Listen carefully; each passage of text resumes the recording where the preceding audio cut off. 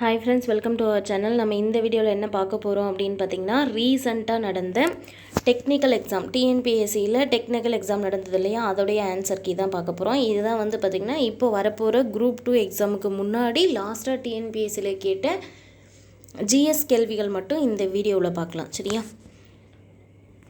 So பாருங்கள், 101வது கேள்வி. கீதாஞ்சலியின் ஆங்கில மொழிபெயர்ப்பை செம்மைப்படுத்த ரவீந்திரநாத் தாகூருக்கு உதவியவர் யார் அப்படிங்கிறதான் கேள்வி. ஆன்சர் பார்த்திங்கன்னா வீபா ஈட்ஸு அப்படிங்கிறவங்க ஆன்சர். சரியா? ஆன்சர் என்ன? வீபா ஈட்ஸு. ஸோ கீதாஞ்சலியை ஆங்கிலத்தை மொழிபெயர்த்தவர் யாருன்னு பார்த்து வச்சுக்கோங்க, ரவீந்திரநாத் தாகூர். கீதாஞ்சலி எழுதியவரும் ரவீந்திரநாத் தாகூர் தான். இதை வங்க மொழியில் எழுதியிருப்பாங்க, ஆங்கிலத்தில் மொழிபெயர்த்திருந்திருப்பாங்க. ஆங்கிலத்தில் மொழிபெயர்த்ததற்காக ரவீந்திரநாத் தாகூருக்கு இந்த நூலுக்கு நோபல் பரிசு கொடுக்கப்பட்டிருக்கும், அதையும் ஞாபகம் வச்சுக்கோங்க. 102வது கேள்வி பாருங்கள். பாகிஸ்தான் தனிநாடு கோரிக்கையை முதலில் வைத்த காங்கிரஸ் மாநாடு, அதாவது பாகிஸ்தான் அப்படின்னு சொல்லிட்டு தனி நாடு வேணும் அப்படின்னு ஃபஸ்ட்டு கோரிக்கை வைக்கப்பட்ட மாநாடு எது அப்படின்னு பார்த்தீங்கன்னா லாகூர் மாநாடு. சரியா? பாகிஸ்தான் அப்படிங்கிற ஒரு தனி நாடு எங்களுக்கு வேணும் அப்படின்னு சொல்லிட்டு முஸ்லீம்களால் கோரிக்கை வைக்கப்பட்ட முதல் காங்கிரஸ் மாநாடு கேட்குறாங்க. லாகூர் மாநாட்டில் கோரிக்கை வைக்கப்படுது. ஆன்சர் பாருங்கள், லாகூர் மாநாடு. நெக்ஸ்ட்டு 103வது கேள்வி வந்து மேட்சிட்டு.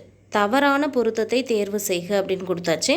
ஸோ இங்கே 4 கொடுத்துருக்காங்க. ஒன்று விடி சவார்கர் அப்படிங்கிறவங்களுக்கு நேராக அபினவ் பாரத் அப்படின்னு கொடுத்துருக்காங்க.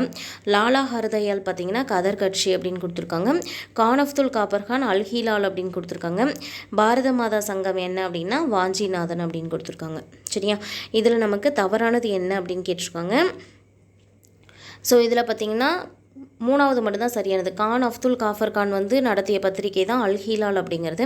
ஸோ விடி சவார்கர், லாலா ஹர்தயால், பாரத மாதா சங்கம் இதெல்லாம் வந்து நமக்கு கொடுத்துருக்குற ஆன்சர்ஸ் வந்து தவறானது, அதுக்கு பொருத்தம் இல்லாதது. அதை வந்து உருவாக்கணுங்க அப்படிங்கிற மாதிரி பார்த்தோம்னா அபினவ் பாரத சங்கத்தை விடி சவார்கர் உருவாக்கல, கதர் கட்சியை வந்து லாலா ஹர்தயால் உருவாக்கல, வாஞ்சிநாதன் வந்து பாரத மாதா சங்கத்தை வந்து உருவாக்கல அப்படிங்கிற மாதிரி. சரியா? கான் அப்துல் கானுடைய பத்திரிகை தான் அல்ஹிலால். இங்கே வந்து நமக்கு என்ன கேட்டிருக்காங்க அப்படின்னா தவறானது தான் கேட்டிருக்காங்க. 1, 2 மற்றும் 4 தான் தவறாக பொருத்தப்பட்டிருக்கு. அடுத்த கேள்வி பாருங்கள். 104வது கேள்வி கூற்று காரணம் கொடுத்துருக்காங்க. சரியா? 104வது கேள்வியில் என்ன கொடுத்துருக்காங்க? கூற்று மற்றும் காரணம் கொடுத்துருக்காங்க. ஸோ கூற்று பாருங்களேன். இந்திய தேசிய இயக்கம் அதன் வரலாற்றில் முதல் முறையாக ஒத்துழையாமை இயக்கத்தின் போது மாபெரும் கூட்டத்தை பெற்றது அப்படின்னு கொடுத்துருக்காங்க. இந்திய தேசிய இயக்கம் நடந்துட்டு இருக்கும்போது அதோடைய ஹிஸ்ட்ரியிலே பார்த்தீங்கன்னா ஃபஸ்ட்டு ஒத்துழையாமை இயக்கத்தப்போ தான் ஒரு மாபெரும் கூட்டத்தை வந்து பெற்றது அப்படின்னு கொடுத்துருக்காங்க. ஒத்துழையாமை இயக்கத்தில் ஏராளமான விவசாயிகள் மற்றும் தொழிலாளர்கள் கலந்து கொண்டனர் அப்படின்னு கொடுத்துருக்காங்க. சரியா? கூற்று மற்றும் காரணம். இந்த கூற்று காரணத்தில் பார்த்தீங்கன்னா கூற்று வந்து காரணம் ரெண்டுமே சரியாக இருக்குது. ஆனால் இந்த கூற்றுக்கான அந்த காரணம் கொடுத்துருக்காங்க இல்லையா, அது வந்து சரியாக விளக்குதா அப்படின்னா வந்து அதுக்கான சரியான விளக்கம் இல்லை. Answer option D. 105வது கேள்வி பாருங்கள். சரியான பொருத்தங்களை தெரிவு செய்க அப்படின்னு சொல்லிட்டு மொத்தம் வந்து நமக்கு 4 ஆப்ஷன் கொடுத்துட்டாங்க. சரியா? இந்த 4 ஆப்ஷனில் சரியாக மேட்ச் ஆகிருக்கிறது வந்து பார்த்திங்கன்னா 1வது 4வது தான். என்னென்னு பாருங்களேன். அனைத்திந்திய ஃபார்வர்ட் பிளாக் கட்சி, அது வந்து பார்த்திங்கன்னா நாக்பூர். அனைத்திந்திய ஃபார்வர்ட் பிளாக்கை வந்து நாக்பூர் தலைமையிடம். அடுத்து பார்த்திங்கன்னா நமக்கு 4வது பாருங்கள். புகழ்பெற்ற கொள்கை அப்படின்னு சொல்லும் போது புகழ்பெற்ற கொள்கை அப்படின்னா எதிரியின் எதிரி நண்பன், எதிரியின் எதிரி நண்பன் அப்படிங்கிறது. இது எல்லாமே பார்த்திங்கன்னா மீதி இருக்கக்கூடிய 2வதும் 3வதும் ஆசாத் ஹிந்த் ரேடியோ அப்படிங்கிறதும் ஷா நவாஸ் கான் அப்படிங்கிறதும் வந்து நமக்கு இதில் சரியாக பொருத்தப்படாதது தான். அடுத்து 106வது கேள்வியும் ஒரு பொருத்துக்க தான். டெல்லி தர்பார், வட்டார மொழி பத்திரிகை சட்டம், இல்பர்ட் மசோதா, அலிப்பூர் வெடிகுண்டு சதி வழக்கு, இது 4மே வந்து ரொம்ப முக்கியமான கொஷின்ஸ் தான். தனியாக வந்து தனித்தனியாக கூட ஒரு கொஷினாக கூட ரைஸ் ஆகலாம், அந்தளவுக்கு ரொம்ப முக்கியமானது. டெல்லி தர்பார் அப்படிங்கிறது பார்த்திங்கன்னா 1911. ஆன்சர் என்ன? 1911. வட்டார மொழி பத்திரிகை சட்டம் கொண்டு வரப்பட்டது பார்த்திங்கன்னா ஆப்ஷன் 3, அதாவது 1878. இல்பர்ட் மசோதா கொண்டு வரப்பட்டது 1883.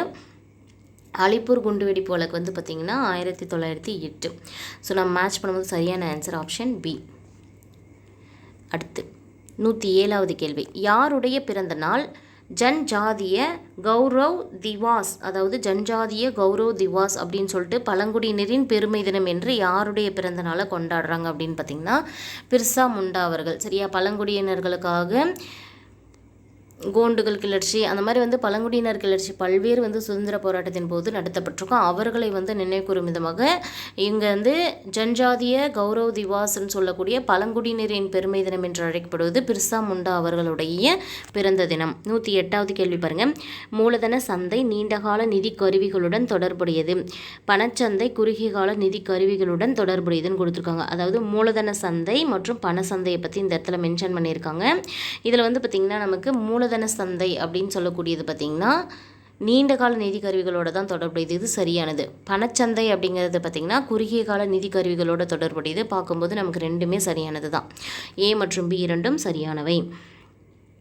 109வது கேள்வி பாருங்கள். அதிக பிறப்பு வீதம் மற்றும் குறைந்து இறப்பு விகிதம் எனும் நிலை இந்தியா போன்ற மக்கள் தொகை அதிகமாக உள்ள நாடுகளில் உருவாகும் விளைவு எவ்வாறு இருக்கும் அப்படின்னு கேட்டிருக்காங்க. அதாவது பிறப்பு விகிதம் அதிகரிச்சுட்டே போகிறதும் இறப்பு விகிதம் குறைஞ்சிக்கிட்டே போகிறதும் இதன் காரணமாக என்னாகும், மக்கள் தொகை வந்து அதிகமாகும். அப்போ ஆல்ரெடியே மக்கள் தொகை அதிகமாக இருக்கக்கூடிய நம்ம இந்தியா போன்ற நாடுகள்லாம் எந்த மாதிரியான விளைவுகளை ஏற்படுத்தும் அப்படின்னா வந்து சார்ந்திருக்கும் மக்கள் விகிதம் அதிகமாகும். அதாவது சார்ந்து இருக்கக்கூடிய மக்கள் விகிதம் அப்படின்னா வந்து அவங்க வந்து நம்ம உழைப்பாளர்கள்னு யாரை சொல்லுவோம் அப்படின்னா 15 வயதிலிருந்து 60 வயது இருக்கக்கூடியவங்க.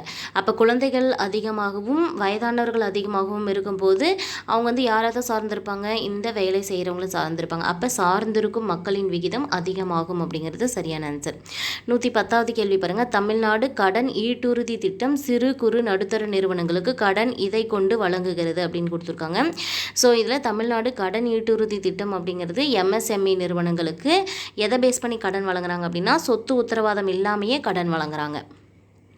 அடுத்து 111வது கேள்வி. பின் வருவனவற்றுள் எது சரியாக பொருந்துகிறதுன்னு கேட்டிருக்காங்க. ஃபஸ்ட்டு ரெண்டுமே சரியாக பொருந்திருக்கு. JRY அப்படின்னா ஜவஹர் ரோஸ்கர் யோஜனா அப்படிங்கிறது தான் JRY அப்படின்னு சொல்லுவாங்க. சரியா? JRY அப்படின்னா ஜவஹர் ரோஸ்கர் யோஜனா. NEEP அப்படிங்கிறது வந்து NREPங்கிறது நேஷ்னல் ரூரல் எம்ப்ளாய்மெண்ட் ப்ரோக்ராம், அது தேசிய ஊரக வேலைவாய்ப்பு திட்டம். அதுவே பியூரா அப்படின்னா வந்து கிராமப்புறங்களில் நகர்ப்புற வசதிகள் அப்படின்னு கொடுத்துருக்காங்களே, இது வந்து அர்பன் பிளேசஸ்க்கு தான் கொண்டு வந்தது. சரியா? நகர்ப்புறங்களில் இருக்கக்கூடிய அந்த அதாவது முன்னேற முடியாத இடங்கள் இருக்கலாம், அதையெல்லாம் முன்னேற்றத்திற்கு தான் இந்த பியூரா மாடல் கொண்டு வந்து இது கொண்டு வந்தவங்க பார்த்திங்கன்னா அப்துல் கலாம் அவர்கள் தான். HDI அப்படிங்கிறது மனித இன வளர்ச்சி குறியீடுன்னு கொடுத்துருக்காங்க இல்லையா, அது வந்து பார்த்திங்கன்னா ஹியூமன் டெவலப்மெண்ட் இண்டெக்ஸ்னு மட்டும்தான் வரணும். இங்கே ஹியூமன் பீயிங் டெவலப்மெண்ட் இண்டெக்ஸ் அப்படின்னு கொடுத்துருக்காங்க இல்லையா, அதனால் இது தவறானது. ஸோ 1 மற்றும் 2 சரியாக இருக்குது. 112வது கேள்வி. GST என்பது முழு நாட்டிற்கும் உண்டான ஒரு மறைமுக வரி அப்படின்னு கொடுத்துருக்காங்க. GST என்பது தனிநபரிடமும் இந்து பிரிக்கப்படாத குடும்பத்திலும் மற்றும் நிறுவனத்திலும் விதிக்கப்பட்டு வசூலிக்கப்படுகிறது. அதாவது GST அப்படிங்கிறது நாடு முழுவதுக்கும் சரியானது தான். இது வந்து மறைமுக வரி. GST அப்படிங்கிறது நாடு முழுவதுக்கும் பொதுவான ஒரு நடைமுறை வரி தான், மறைமுகமான வரி. GST அப்படிங்கிறது தனிநபர்கிட்ட இருந்தும் அதே போல் பிரிக்கப்படாத குடும்பத்துக்கிட்ட இருந்து மற்றும் நிறுவனத்திலிருந்து விதிக்கப்பட்டு வசூலிக்கப்படுதுன்னு இருக்காங்க இல்லையா, இதில் தவறானது. சரியா? தனிநபர்கிட்ட GST வசூலிக்கப்படும், அதாவது அவங்க தனிநபர் வந்து செலுத்துகிற மாதிரி இருக்கும், அதே போல் நிறுவனங்கள் செலுத்துகிற மாதிரி இருக்கும். பட் இந்த இந்து பிரிக்கப்படாத குடும்பத்தில் அப்படின்னு கேட்டிருக்காங்க இல்லையா, இது மட்டும் கொஞ்சம் எங்கே கன்ஃபியூஸ்டாக இருக்குது. ஸோ இது வந்து தவறானதுன்னு கொடுத்துருக்காங்க TNPSC-உடைய ஆன்சரில். இது எல்லாமே பார்த்திங்கன்னா TNPSC அஃபிஷியல் வெப்சைட்டில் இருக்கக்கூடிய அஃபிஷியல் ஆன்சர் கேஸ் தான். ஸோ வந்து முடிஞ்ச வரைக்கும் வீடியோ வந்து எந்த இடத்துல ஸ்கிப் பண்ணாமல் பாருங்கள். ரீசன்ட் டைமில் எப்படி கொஷின் கேட்குறாங்க அப்படிங்கிறது தெரிஞ்சுக்கிறதுக்கு இந்த வீடியோ வந்து உங்களுக்கு ரொம்ப யூஸ்ஃபுல்லாக இருக்கும். ஸோ அடுத்து 113வது கேள்வி. கொடுக்கப்பட்டுள்ள அரசின் வேலைவாய்ப்பு திட்டங்களை காலவரிசையின்படி வரிசைப்படுத்து அப்படின்னு கொடுத்துட்டு நமக்கு வந்து மொத்தம் 4 வேலைவாய்ப்பு திட்டங்கள் கொடுத்துருக்காங்க. இதில் பாருங்களேன், ஜவஹர் வேலைவாய்ப்பு திட்டம் கொடுத்துருக்காங்க, கிராமப்புற இளைஞர்களுக்கான சுய வேலைவாய்ப்பு திட்டம். இதுக்கெல்லாம் வந்து இந்த ப்ராக்கெட்டில் இருக்கிற பேரும் நீங்கள் படித்து வச்சுக்கணும், அதே போல் அதுக்கான அப்ரிவேஷனும் படித்து வச்சுக்கணும். JRY அப்படின்னா ஜவஹர் ரோஸ்கர் யோஜனா, அதே NREGA அப்படிங்கிறது national rural employment guarantee act, அதே போல் IRDF அப்படிங்கிறது வந்து இன்டகிரேட்டட் ரூரல் டெவலப்மெண்ட் ப்ரோக்ராம், அதே போல் SGSY அப்படிங்கிறது வந்து த ஸ்வர்ண ஜெயந்தி கிராம ஸ்வரோகர் யோஜனா அப்படிங்கிறது. சரியா? இப்படி பார்க்கும்போது நமக்கு வந்து ஃபஸ்ட்டு வர்றது என்ன அப்படின்னு பார்த்தீங்கன்னா 3வது தான் ஃபஸ்ட்டு வரும். சரியா? ஒருங்கிணைந்த ஊரக வளர்ச்சி திட்டம் கொண்டு வரப்பட்டது, ஒருங்கிணைந்த ஊரக வளர்ச்சி திட்டம். அதுக்கப்புறம் ஜவஹர் ரோஸ்கர் யோஜனா, அதுக்கப்புறம் பார்த்திங்கன்னா ஸ்வர்ண ஜெயந்தி ஊரக வேலைவாய்ப்பு திட்டம், அதே போல் லாஸ்ட்டாக பார்த்திங்கன்னா கிராமப்புற இளைஞர்களுக்கு சுய வேலைவாய்ப்பு திட்டம். சரியா? So answer option A. அடுத்து திட்ட கமிஷனின் நோக்கங்கள் குறித்து பின்வரும் கூற்றுகளில் எது உண்மை அப்படின்னு கேட்டிருக்காங்க. திட்ட கமிஷனை பொறுத்த வரைக்கும் அதோடைய நோக்கங்கள் என்னென்னா முழு வேலைவாய்ப்பை அடைய, வருமானம் மற்றும் செல்வ ஏற்றத்தாழ்வுகளை குறைக்க, தேசிய மற்றும் தலா வருமானத்தை அதிகப்படியாக அடைவதற்கு அப்படின்னு கொடுத்துருக்காங்க. இந்த மூணுத்தில் திட்ட கமிஷனுடைய நோக்கம் என்ன அப்படின்னா இது மூணுமே தான். என்னென்ன அப்படின்னா முழு வேலைவாய்ப்பை அடையணும், வருமானம் மற்றும் செல்வ ஏற்றத்தாழ்வுகளை குறைக்கணும், தேசிய மற்றும் தலா வருமானத்தை வந்து அதிகப்படியாக அடையணும் அப்படிங்கிறது தான் ஆன்சராக வரும். 115வது கேள்வி பாருங்களேன். அனைத்துலக மனித உரிமைகள் பிரகடனம் என்னும் வரலாற்று முக்கியத்துவம் வாய்ந்த ஆவணத்தை ஏற்றுக்கொண்ட அமைப்பு என்ன அப்படின்னு கேட்டிருக்காங்க. UNO. சரியா, UNO யுனைடெட் நேஷனல் ஆர்கனைசேஷன், ஐக்கிய நாடுகள் அமைப்பு தான் பார்த்திங்கன்னா அனைத்துலக மனித உரிமைகள் பிரகடனம் அப்படிங்கிற வரலாற்று முக்கியத்துவம் வாய்ந்த ஆவணத்தை வந்து ஏற்றுக்கிட்டாங்க. சரியா, மனித உரிமைகள் தினம் வந்து டிசம்பர் 10, இது நமக்கு தெரியும். நீதி புனராய்வின் தேவையின் தொடர்பான தவறான காரணம் என்ன அப்படின்னு கேட்டிருக்காங்க. தவறானது அப்படின்னு பார்க்கும்போது வந்து லாஸ்ட்டாக இருக்கக்கூடிய அந்த 4வது மட்டும்தான். சரியா, நீதி புனராய்வை பொறுத்த வரைக்கும் தவறாக இருக்கக்கூடியது என்ன அப்படின்னு பார்த்தீங்கன்னா 4வது மட்டும்தான். நீதி புனராய்வில் தவறாக இருக்கக்கூடியது 4th ஒன். அப்போது ஃபஸ்ட்டு பாருங்களேன், அரசமைப்பை அனைத்திற்கும் மேலானது என்ற கொள்கையை உயர்த்தி பிடிப்பது. நீதி புனராய்வுடைய இதில் வந்து கொள்கையில் எது வரும் அப்படின்னு பார்த்தீங்கன்னா அரசியலமைப்பை அனைத்திற்கும் மேலானது என்ற கொள்கையை உயர்த்தி பிடிப்பது, கூட்டாட்சி சமநிலையை தொடர்ந்து பராமரிப்பது, குடிமக்களின் அடிப்படை உரிமைகளை பாதுகாப்பது, மக்களின் விருப்பமே அனைத்திற்கும் மேலாக இருக்குது அப்படின்னு கொடுத்துருக்காங்களே, இது மட்டும் அதில் வராது. சரியா, ஸோ ஆன்சர் என்ன அப்படின்னு பார்த்தீங்கன்னா ஆப்ஷன் பி 4 மட்டும். அடுத்து பாருங்கள் 117வது கேள்வி. இந்திய அரசியலமைப்பின் பிரிவு 280 ஒரு டேஸ் வழங்குகிறது அப்படின்னு கேட்டிருக்காங்க. ஆர்டிகல் 280 எதுக்கானது பார்த்தீங்கன்னா நிதி ஆணையத்தை ஏற்படுத்தக்கூடிய ஆர்டிகல். இது வந்து ரொம்ப முக்கியமானது, அடிக்கடி கேட்கக்கூடியது, ரிப்பீட் கொஷினும் கூட. பட் கொஷினை வந்து கொஞ்சம் ப்ரீஃபாக கேட்டிருக்காங்க, எக்ஸ்பிளைன் பண்ணுற மாதிரி. இந்திய அரசியலமைப்புடைய பிரிவு 280 வந்து எதை வழங்குகிறது, டிஃப்ரெண்ட் பண்ணி கேட்டிருக்காங்க. சரியா, நிதி ஆணையம் பற்றிய ஆர்டிகல்னு கேட்பாங்க. ஸோ அதையே ரிவர்ஸில் கேட்கும்போது இந்திய அரசியலமைப்பில் ஆர்டிகல் 280 எதுக்கானதுன்னு கேட்டிருக்காங்க, நிதி ஆணையத்தை உருவாக்குவதற்கு. 118வது கேள்வி. பாளைய வாரியம் தொடர்பான கீழ்கண்ட வாக்கியங்களுள் எது சரி? பாளைய வாரியம் தொடர்பாக கீழ்கண்ட வாக்கியங்களில் எது சரி அப்படின்னு கொடுத்துட்டாங்க. இந்த வகை நகர்ப்புற நிர்வாகமானது நம் நாட்டை ஆண்ட ஆங்கிலேயர் ஆட்சியின் மரபு அப்படின்னு கொடுத்துருக்காங்க. இதில் தேர்ந்தெடுக்கப்பட்டவர்கள் மட்டுமே உறுப்பினராக இருப்பர். அதே போல் மத்திய பாதுகாப்பு அமைச்சகத்தின் நேரடி நிர்வாக கட்டுப்பாட்டில் இது இருக்கும். இந்த வாரியத்தின் செயல் அதிகாரியை இதன் தலைவரை நியமிக்கிறார் கொடுத்துருக்காங்க. இதில் வந்து பார்த்திங்கன்னா நமக்கு சரியானது எது அப்படின்னு தான் கேட்டிருக்காங்க. நமக்கு ஃபஸ்ட்டு 3ம் சரியானது. சரியா, ஃபஸ்ட் என்ன இருக்குது அப்படின்னா இந்த மாதிரியான நகர்ப்புற நிர்வாகம் நம் நாட்டை ஆண்ட ஆங்கிலேயர் ஆட்சியின் மரபுன்னு சொல்கிறாங்க. மத்திய பாதுகாப்பு அமைச்சகத்தின் நேரடி நிர்வாக கட்டுப்பாட்டுக்கு கீழே தான் இது இருந்திருக்கு. ஸோ ஆன்சர் வந்து ஆப்ஷன் ஏ. 119வது கேள்வி. கீழ்கண்டவற்றை பொறுத்துக அப்படின்னு கொடுத்துட்டாங்க. சரியா, குடியரசுத் தலைவருடைய பெயர், அவங்க வந்து குடியரசுத் தலைவர், அதாவது அவங்க வந்து பதவியேற்றது எத்தனாவது குடியரசுத் தலைவர் அப்படிங்கிறது இங்கே கொஷினை கேட்டிருக்காங்க. சரியா, இந்த பக்ருதீன் அலி அகமது அப்படிங்கிறவங்க பார்த்திங்கன்னா எத்தனாவது குடியரசுத் தலைவர்னா 5வது குடியரசுத் தலைவர். பக்ருதீன் அலி அகமது 5வது குடியரசுத் தலைவர். விவி கிரி அப்படின்றவங்க பார்த்திங்கன்னா 4வது குடியரசுத் தலைவர். ஜாகிர் ஹுசேன் அவர்கள் பார்த்திங்கன்னா 3வது குடியரசுத் தலைவர். நீலம் சஞ்சீவ ரெட்டி 6வது குடியரசுத் தலைவர். ஸோ நம்ம மேட்ச் பண்ணும்போது நமக்கு ஆன்சர் ஆப்ஷன் சி தான் வரும். 120வது கேள்வி பாருங்கள். கூட்டுறவு சங்கங்களை பற்றிய புதிய கொள்கை வழிமுறைகளை ஏற்படுத்திய அரசியல் சாசன திருத்த சட்டம் எது அப்படின்னு கேட்டிருக்காங்க. கூட்டுறவு சங்கங்கள், இது ரிப்பீட் கொஷின். 97வது திருத்த சட்டம். 97வது திருத்த சட்டம் ஆப்ஷன் சி தான் சரியான ஆன்சர். அடுத்து 121வது கேள்வி பாருங்கள். கல்வி உரிமை இந்திய அரசியலமைப்பின் இந்த சட்ட வகுப்பால் உத்தரவாதம் செய்யப்படுகிறது. ஸோ கல்விக்கான உரிமை வந்து எந்த அரசியலமைப்பு சட்டத்தில் உத்தரவாதம் தரப்பட்டிருக்கு அப்படின்னா விதி 21A. 122வது கேள்வி. இந்திய அரசியலமைப்பு முகவரியின் மொழி மற்றும் லட்சியங்கள் கீழ்கண்ட இந்த அரசியலமைப்பின் செல்வாக்கினால் உருவாக்கப்பட்டது அப்படின்னு கொடுத்துருக்காங்க. ஸோ இதில் பார்த்திங்கன்னா அமெரிக்க ஐக்கிய நாடுகள், ஃப்ரான்ஸு, ரஷ்யா, இது 3மே சரியானது. சரியா, இந்திய அரசியலமைப்பு முகவுரையின் மொழி மற்றும் லட்சியங்கள் இந்திய அரசியலமைப்பில் எதை பேஸ் பண்ணி உருவாக்கப்பட்டது அப்படின்னு பார்த்திங்கன்னா அமெரிக்க ஐக்கிய நாடுகள், ஃப்ரான்ஸு மற்றும் ரஷ்யா, இந்த 3 நாட்டையும் பேஸ் பண்ணி தான் உருவாக்கப்பட்டது. இந்திய கொரில்லா போர்முறையின் தந்தை என்று அழைக்கப்படுவார். அதாவது கொரில்லா போர்முறை அப்படின்னா மறைந்திருந்து தாக்கக்கூடிய ஒரு போர்முறை தான். கொரில்லா போர்முறையை வந்து கொண்டு வந்தவர் பார்த்திங்கன்னா சிவாஜி தான் அதிகமாக பயன்படுத்தியிருப்பார். ஸோ இந்தியாவில் கொரில்லா போர்முறையின் தந்தை என்று அழைக்கப்படுவார் சிவாஜி. அடுத்து 124வது கேள்வி. ராஜகம்பீர ராஜ்யத்தின் தலைநகர் எது அப்படின்னு கேட்டிருக்காங்க. விரிஞ்சிபுரம் அப்படிங்கிறதா. ராஜகம்பீர ராஜ்யத்துடைய தலைநகர் விரிஞ்சிபுரம். பின்வருவனவற்றுள் எது சரியாக பொருந்தியுள்ளது அப்படின்னு கேட்டிருக்காங்க. அலாவுதீன் கில்ஜியோட காலம் 1296 1316 கொடுத்துருக்காங்க இல்லையா, ஆப்ஷன் பி இது மட்டும் தான் சரியாக பொருந்தியிருக்கு. அடுத்து பாருங்கள் 126 கேள்வி. பாரிஜாத கர்ணமு என்ற நூல் யாரால் எழுதப்பட்டது? நந்தி திம்மண்ணா அப்படிங்கிறவங்களால் எழுதப்பட்டது தான் இந்த பாரிஜாத கர்ணமு அப்படிங்கிற நூல். அடுத்து 127வது கேள்வியில் கூற்று காரணம் கொடுத்துருக்காங்க. சந்திரகுப்த மௌரியர், அசோகர், சமுத்திரகுப்தர், அலாவுதீன் கில்ஜி மற்றும் அக்பர் போன்ற வலிமைமிக்க ஆட்சியாளர்கள் இந்திய பிராந்தியங்களை அடிபணிய வைத்தனர். ஆனால் என்றும் உண்மையாக ஒற்றுமையாக நிறுவ முடியவில்லை அப்படின்னு கொடுத்துருக்காங்க கூற்று. இதுக்கான காரணம் என்ன அப்படின்னு பார்க்கும்போது தொலைத்தொடர்பு, போக்குவரத்து, தேசிய உணர்வு குறைபாடு, இந்த காரணங்களால் தான் இந்தியாவை வந்து இணைக்க முடியலை அப்படின்னு கொடுத்துருக்காங்க. ஸோ இது ரெண்டுமே சரியானது தான், சரியான விளக்கமும் கூட. ஆப்ஷன் பி தான் சரியான ஆன்சர். 126வது கேள்வி. அப்துல் ரஹீம் கானி காளான் அப்படிங்கிறது யாருடைய ஆட்சியின் போது கவிஞராக இருந்தவங்க? அதாவது அப்துல் ரஹீம் கானி கானான் அப்படின்னு சொல்லக்கூடிய ஒருத்தர் வந்து ஒரு கவிஞர். இந்த கவிஞர் யாருடைய ஆட்சி காலத்தில் இருந்தாங்கன்னு கேட்டிருக்காங்க. அக்பரோட ஆட்சி காலத்திலும் இருந்திருக்காங்க, ஜஹாங்கீரோடைய ஆட்சி காலத்திலும் இருந்திருக்காங்க. So answer option A.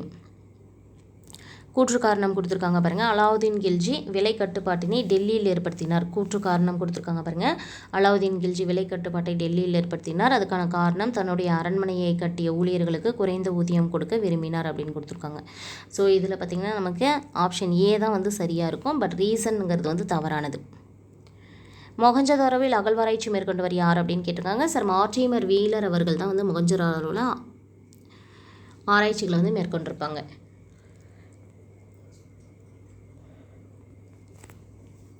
அடுத்து 131வது கேள்வி பாருங்கள். சரியான வகையிலான பொருத்தத்தை தேர்வு செய்க அப்படின்னு கொடுத்தாச்சு. ஸோ இதில் நமக்கு சரியாக பொருத்தப்பட்டிருக்கிறது 1 மற்றும் 4 தான். நீர் மாசுபாடு அப்படிங்கிறது வீட்டு கழிவு நீர்களால் ஏற்படும். அதே போல் சத்தம் அப்படிங்கிறது தேவையில்லாத ஒளியை குறிக்கக்கூடியது. சரியா? ஸோ இப்படி பார்க்கும்போது நமக்கு ஆன்சர் என்ன? 1 மற்றும் 4 தான் சரியானது. மீதி ரெண்டுமே தவறாக தான் பொருத்தப்பட்டிருக்கு. இந்தியாவில் ரயில் பாதை போக்குவரத்து தொடங்கப்பட்ட ஆண்டு கேட்டிருக்காங்க. 1853. இந்தியாவில் ஆங்கிலேயர் ஆட்சி காலத்தில் தான் ஃபஸ்ட்டு ரயில் போக்குவரத்து 1853 பூனா மற்றும் மும்பைக்கு இடையே வந்து தானே மும்பை, சரியா, தானே மற்றும் மும்பைக்கு இடையே வந்து கொண்டு வரப்பட்டிருக்கும். பின்வரும் பழங்குடியின் குழுக்களில் குஜராத்தை சேர்ந்தவர்கள் யார் அப்படின்னு கேட்டிருக்காங்க. சரண். சரியா? பின்வரும் பழங்குடி குழுக்களில் குஜராத்தை சேர்ந்தவர்கள் சரண் அப்படிங்கிற குழுக்கள். 134வது கேள்வி. உயிர் வாயுவை பற்றி பின்வரும் கூற்றுகளில் எது உண்மை அப்படின்னு கேட்டிருக்காங்க. உயிர் வாயு என்பது மாசுபடுத்தாத மற்றும் புதுப்பிக்கத்தக்க ஆற்றலாகும். இது ஆக்சிஜன் முன்னிலையில் கழிவுகளை செரிமானம் செய்வதன் மூலமாக உற்பத்தி செய்யப்படுகிறது. இது சமையல் எரிபொருளாக பயன்படுகிறது. ஸோ இதில் நமக்கு வந்து எது உண்மை அப்படின்னு பார்க்கும்போது 1 மற்றும் 3 இது ரெண்டும் தான் உண்மையானது. Answer option B. ராஜஸ்தான் பாலைவனத்தில் மேல்தள வடிகால் அமைப்பை பெற்றிராத பகுதி எது அப்படின்னு கேட்டிருக்காங்க. ராஜஸ்தான் பாலைவனம் இருக்கு இல்லையா, அதில் மேல்தள வடிகால் அமைப்பை பெற்றிருக்காத பகுதி மேற்கு பகுதி. அடுத்தது பாருங்கள். ஆத்மான் செயற்கை நுண்ணறிவு என்பது என்ன அப்படின்னு கேட்டிருக்காங்க. செயற்கை நுண்ணறிவு அடிப்படையில் கொரோனாவை கண்டறிய பயன்படுத்தப்பட்ட பயன்பாட்டு மென்பொருள் தான் இந்த ஆத்மான் அப்படின்னு சொல்லக்கூடியது. Option B. 137வது கேள்வி. அண்மை காலமாக தர்பூசணிக்கு சிவப்பு நிறத்தை பெற ஒரு உணவு சேர்க்கை செலுத்தப்படுகிறது. அது அமெரிக்க உணவு மற்றும் மருத்துவ நிர்வாகத்தால் பகுதியாக தடை செய்யப்பட்டுள்ளது. அதோடைய வேதி பெயர் என்ன அப்படின்னு கேட்டிருக்காங்க. ஆக்சுவலாக வந்து எரித்ரோசின் அப்படிங்கிறது சரியான ஆன்சர். தமிழக அரசால் செயல்படுத்தப்படும் அத்திக்கடவு அவிநாசி திட்டம் குறித்து பின்வரும் கூற்றுகளில் எது உண்மை அப்படின்னு சொல்லிட்டு மொத்தம் 4 கூற்றுகள் கொடுத்துட்டாங்க. இந்த 4 கூற்றுகள் உண்மையானது பார்த்திங்கன்னா 1வது 3வது மட்டும்தான். ஸோ ஃபஸ்ட்டு பாருங்கள். பவானி ஆற்றிலிருந்து உபரி நீர் எடுக்கப்பட்டு இந்த திட்டத்திற்கு பயன்படுத்தப்படும் இதுவும்.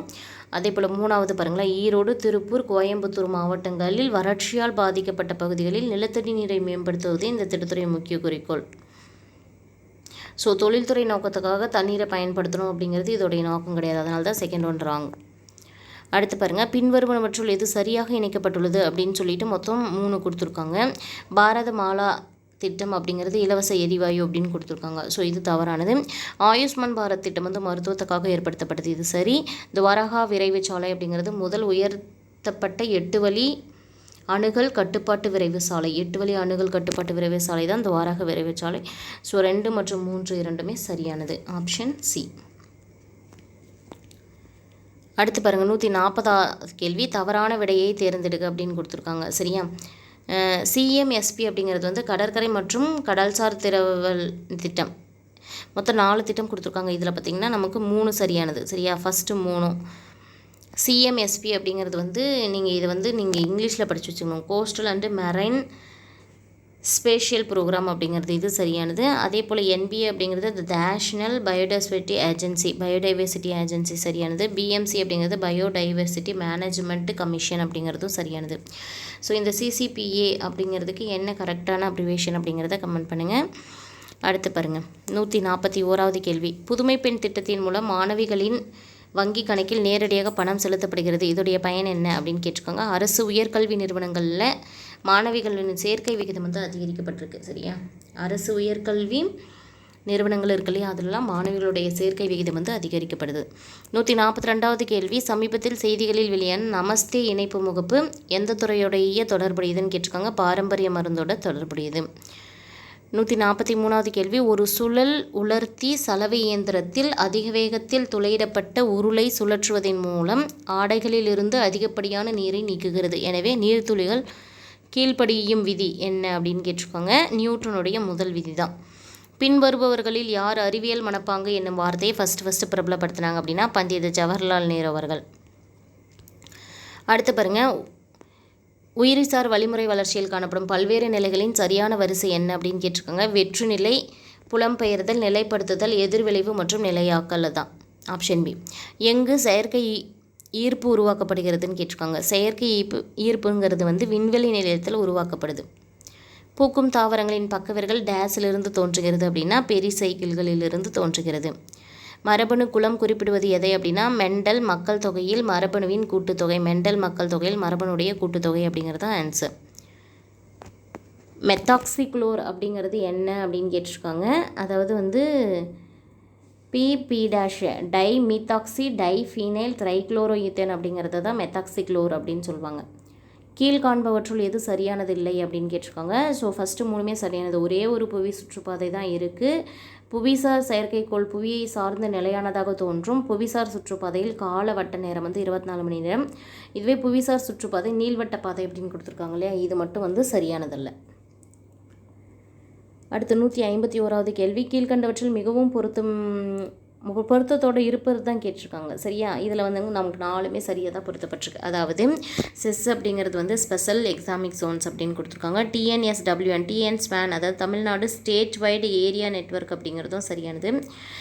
அதே போல் TNSDC அப்படிங்கிறது தமிழ்நாடு ஸ்டேட் டேட்டா சென்டர் அப்படிங்கிறதும் சரியானது. DRC அப்படிங்கிறது வந்து டிசாஸ்டர் ரெக்கவரி சென்டர் அப்படிங்கிறதும் பேரிடர் மீட்பு மையம். இது எங்கே இருக்குது அப்படின்னு பார்த்தீங்கன்னா திருச்சியில் இருக்குது, ஞாபகம் வச்சுக்கோங்க. ஸோ இதுவுமே ஒரு கொஷினாக கேட்டிருந்தாங்க. இதில் 4மே சரியானது. இது 4ஐயும் நீங்கள் நல்லா படிச்சு வச்சுக்கணும். தனியாக கூட ஒரு கொஷினாக கேட்கறதுக்கு வாய்ப்பு இருக்குது. 2030க்குள் 1 ட்ரில்லியன் பொருளாதாரம் என்ற இலக்கை அடைய தமிழ்நாடு எவ்வளவு சதவீத ஆண்டு வளர்ச்சியை தக்க வைக்கணும் அப்படின்னு கேட்டுக்கோங்க. ஆன்சர் வந்து ஆப்ஷன் ஏல இருக்கக்கூடிய 18%. குட்டி ஜப்பான் என்று சிவகாசியை அழைத்தவர் யாருன்னு கேட்டிருக்காங்க. ஜவஹர்லால் நேரு அவர்கள் தான். முதலமைச்சரின் பெண் குழந்தைகள் பாதுகாப்பு திட்டம் எந்த ஆண்டு தொடங்கப்பட்டது? 1992. ஃபஸ்ட்டு சேலத்தில் தொடங்கியிருப்பாங்க, அப்புறம் தருமபுரியில் தொடங்கியிருப்பாங்க. பின்வரும் சட்டங்கள் அல்லது திட்டங்களை அது தொடர்புடைய வருடங்களோடு சரியாக பொறுத்துக அப்படின்னு சொல்லி கொடுத்துருக்காங்க. இதில் இந்திய தொழிற்சாலைகளுக்கான சட்டம் எப்போ கொண்டு வரப்பட்டது அப்படின்னா 1926. இந்திய தொழிற்சாலைகளுக்கான சட்டம் 1926. தமிழ்நாடு முதியோர் ஓய்வூதிய திட்டம் 1962. அதே போல் இந்திய அரசின் குழந்தைகள் சட்டம் 1960. வயதானவர்களுக்கு மாநில கொள்கை பார்த்திங்கன்னா 2006 கொண்டு வரப்பட்டது. ஆப்ஷன் பார்த்திங்கன்னா நமக்கு டி. 2011ஆம் ஆண்டில் டேஸ் மாவட்டம் தமிழகத்திலே அதிக எழுத்தறிவு விகிதம் பெற்று 91.75% இருந்தது அப்படின்னு கேட்டிருக்காங்க. கன்னியாகுமரி மாவட்டம். சரியா, இந்திய அளவில் பார்த்தாலும் எஜுகேஷனில் வந்து ஃபஸ்ட் ப்ளேஸ் வந்து பார்த்திங்கன்னா கேரளா மாநிலம். அந்த மாதிரி தமிழ்நாட்டில் பார்த்திங்கன்னா 2011 யார் அதிகமாக இருந்தாங்க அப்படின்னா கன்னியாகுமரி. அதோடைய சதவீதம் கூட தனியாக கொஷினில் கேட்கலாம். 91.75% ஞாபகம் வச்சுக்கோங்க. 157வது கேள்வி. அனைத்து ஊரக அண்ணா மறுமலர்ச்சி திட்டம் புத்துயிர் பெற்ற திட்டம் எந்த காலத்தில் செயல்படுத்தப்பட்டது? 2006 2011 இந்த பீரியடில் தான் செயல்படுத்தப்பட்டது.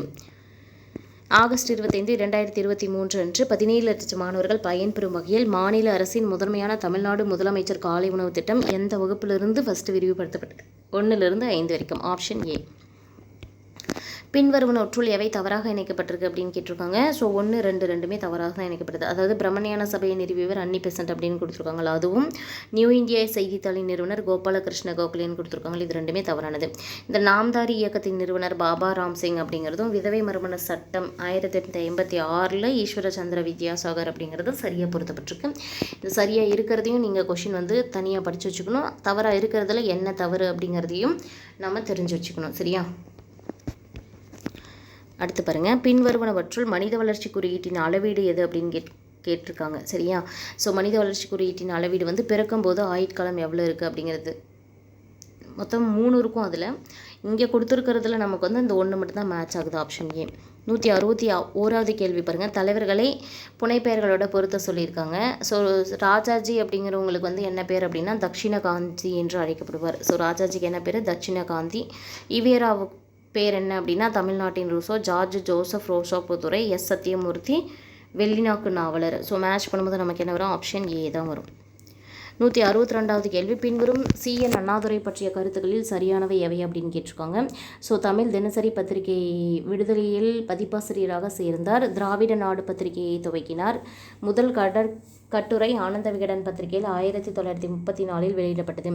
ஸோ இதில் பார்த்தீங்கன்னா அண்ணாதுரையை பற்றி 3 சென்டென்ஸ் கொடுத்துருக்காங்க. அதில் சரியானது என்ன அப்படின்னு கேட்டிருக்காங்க. 3மே சரியானது தான். தமிழ் தினசரி பத்திரிகை விடுதலையில் பதிப்பாசிரியராக சேர்றாரு. திராவிட நாடு பத்திரிகையை ஸ்டார்ட் பண்ணுறாரு. முதல் கட்டுரையை வந்து ஆனந்த விகடன் பத்திரிகையில் ஃபஸ்ட்டு 1934 வெளியிட்டாரு.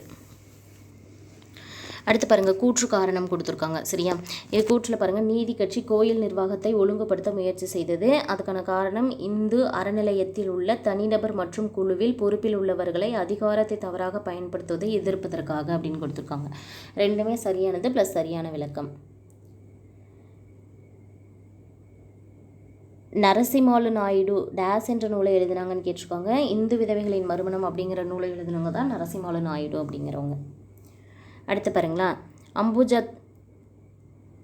அம்பஜம்மாள் பற்றிய பின்வரும் தொடர்கள் என்ன அப்படின்னு கேட்டிருக்காங்க. சட்ட மறுப்பு இயக்கத்தில் கலந்து கொண்டார். காங்கிரசின் 3வது சர்வாதிகாரி எனப்பட்டார். தமிழ் இலக்கியம் மற்றும் இசைக்காக அரும்பாடுபட்டார்.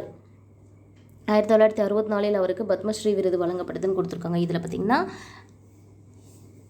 அம்புஜம்மாளில் வந்து நமக்கு தவறாக இருக்கிறது வந்து 3வது மட்டும்தான். மீதி 1, 2 மற்றும் 4 வந்து சரியாக தான் இருக்குது. அடுத்து, பின்வரும் கூற்றுகளில் தமிழ்நாட்டில் தன்னாட்சி கிளர்ச்சி பற்றி தவறானது என்ன அப்படின்னு கேட்டிருக்காங்க. தன்னாட்சி கிளர்ச்சி வந்து முதல் கூட்டம் கோவையில் VP மாதவராவ் தலைமையில் நடைபெற்றதுன்னு கொடுத்துருக்காங்க. ஜூலை 1916 எழும்பூர் ரயில் நிலையம் எதிரில் பெருத்த ஆர்ப்பாட்டத்தை மாணவர்கள் அரங்கேற்றினர். ஆளுநர் பெட்லண்ட் பிரபு தன்னாட்சி கூட்டின் அரசியல் செயல்பாடுகளில் பங்கேற்க மாணவர்களுக்கு தடை விதித்தார். அன்னி பெசன்ட்டின் கைதிற்கு பிறகு தன்னாட்சி கிளர்ச்சியில் ராஜகோபாலாச்சாரி ஈடுபட்டார் அப்படின்னு கொடுத்துருக்காங்க. ஸோ நம்ம கேட்டுக்கிறது என்ன அப்படின்னு பார்த்தீங்கன்னா தவறானது. ஃபஸ்ட்டும் லாஸ்ட்டும் தவறாக இருக்குது. சரியா? மீதி 2ம் சரியாக இருக்குது. வள்ளுவர் கூறும் அற மதிப்பீடுகள் என்ன அப்படின்னு கேட்டிருக்காங்க. கடந்த காலத்திற்கு உரியன, தமிழ்நாட்டிற்கு மட்டும் உரியன, நிகழ்காலத்திற்கு மட்டும் உரியன, எங்கும் எப்பொழுதும் பலருக்கும் பொருந்தக்கூடியது. சரியா? எங்கும் எப்பொழுதும் யாவருக்குமே பொருந்தக்கூடியது தான் வந்து திருவள்ளுவர் சொல்லக்கூடிய அறமதிப்பீடு. ஸோ ஆப்ஷன் 4 தான் சரியானது. அறத்துப்பாலில் குறள்கள் எத்தனை அப்படின்னு கேட்டிருக்காங்க. அறத்துப்பாலில் 38 அதிகாரங்கள் இருக்குது. ஸோ 380 குறள்கள் அப்படிங்கிறது சரியானது. 169வது கேள்வி, செவ்விருந்து ஓம்பி வருவிருந்து பார்த்திருப்பான் யாருக்கு விருந்தினராக அமைவான் என்று வள்ளுவர் கூறுகிறார். அதாவது தேவர்களுக்கு விருந்தினராக அமைவார். அடுத்து பாருங்கள், டேஸ் உழைவின்றி தாழாது உழற்றுபவர் எத்தன்மை உடையவர் அப்படின்னு சொல்லி குறள் கேட்குது. ஊழையும் உப்பக்கம் காண்பவரை தான் அந்த மாதிரி சொல்லுவாங்க. ஸோ அந்த குறள் தெளிவாக தெரிஞ்சதை நம்ம ஆன்சர் பண்ண முடியும்.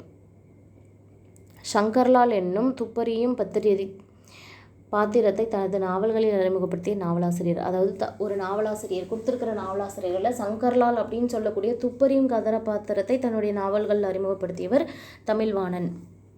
அடுத்து 172வது கேள்வி, பொய்கை ஆழ்வாரும் பூதத்தாழ்வாரும் எதனை அகழ்விழாக்காக உருவகப்படுத்தினாங்க அப்படின்னு கேட்டிருக்காங்க. ஸோ பொய்கை ஆழ்வார் வந்து அகழ்விழாக்காக உருவகப்படுத்தினது வந்து பொய்கை ஆழ்வார் பூமியை அகழ்விழாக்காக உருவகப்படுத்தினார். பூதத்தாழ்வார் வந்து அன்பை தான் அகழ்விழாக்காக உருவகப்படுத்தினார். ஸோ ஆன்சர் வந்து ஆப்ஷன் பி. 173வது கேள்வி, தோழி அறத்தோடு நிற்றல் என்ற துறையில் அமைந்த நூல் எது? அதாவது தோழி அறத்தோடு நிற்கிறாங்க அப்படிங்கிற அந்த கான்செப்டில் சொல்லப்பட்ட துறை வந்து எந்த நூலில் இருக்குது அப்படின்னா குறிஞ்சிப்பாட்டில். தமிழ்நாட்டில் முதலில் கண்டுபிடிக்கப்பட்ட பாறை ஓவியம் டேஸில் உள்ளது அப்படின்னு கேட்டிருக்காங்க. மல்லப்பாடியில் இருக்குது. சரியா? தமிழ்நாட்டில் ஃபஸ்ட்டு குகை ஓவியம் கண்டுபிடிக்கப்பட்டது எங்கே இருக்குது அப்படின்னா மல்லப்பாடியில். ஸோ ஜிஎஸ்சில் கேட்ட 175வது கேள்வி, அதாவது லாஸ்ட் கொஷின் பாருங்கள். கீழ்காண்பவற்றுள் காலவரிசைப்படி எழுதுன்னு கொடுத்துட்டு 2ஆம் பராந்தகன், 3ஆம் ராஜேந்திரன், விக்ரம சோழர், வீரராஜேந்திரன் கொடுத்து சோழர் காலத்தை கொடுத்துருக்காங்க. ஸோ இதில் பார்த்திங்கன்னா ஃபஸ்ட்டு யார் வருவாங்க அப்படின்னா 2ஆம் பராந்தக சோழன், அதன் பிறகு வீர ராஜேந்திர சோழன், அதன் பிறகு விக்ரம சோழன், 3வது ராஜேந்திரன் வந்து லாஸ்ட்டாக வருவாங்க. So answer option B. So friends, இந்த மாதிரி ப்ரீவியஸ் இயர் கொஷின்ஸ் வந்து நிறைய தெரிஞ்சுக்கணும் அப்படின்னு விருப்பப்பட்டிங்கன்னா நம்ம சேனலை வந்து சப்ஸ்கிரைப் பண்ணி ஃபாலோ பண்ணிவிட்டு வாங்க. முடிஞ்ச வரைக்கும் நம்ம சேனலோடைய லிங்க்கை வந்து ஃப்ரெண்ட்ஸ்க்கு ஷேர் பண்ணுங்கள். நெக்ஸ்ட் வீடியோவில் இந்த லாஸ்ட் கொஷினுக்கு முன்னாடி நடந்த டிஎன்பிஎஸ்சி கொஷின், இந்த 2024 எத்தனை டெஸ்ட் நடந்திருக்கும் இல்லையா, அது 1 by 1 ஜிஎஸ் கொஷின்ஸ் மட்டும் பார்க்கலாம். சரியா? தேங்க்யூ.